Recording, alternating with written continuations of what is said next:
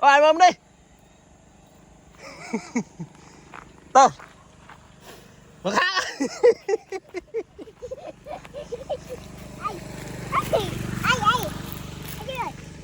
Ở đằng hiểm á? Nè đằng hiểm bà cắt. Đằng hiểm.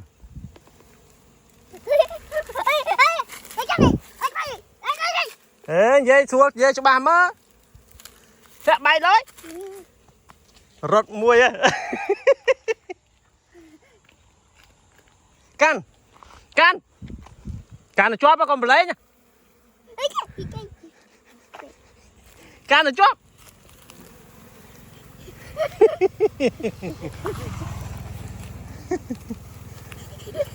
Mất bay á, nói xem.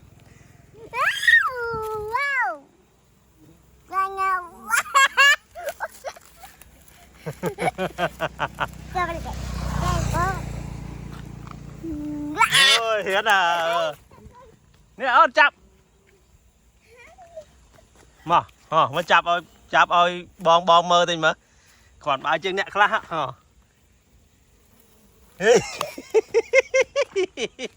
Mà đây mà tô cái lươn.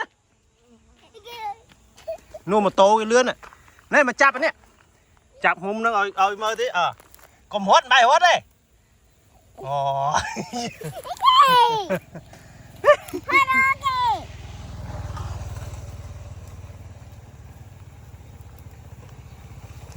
Chào.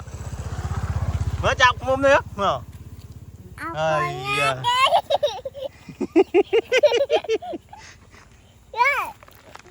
Ôi ê. Bán nó con bán, chụp lên.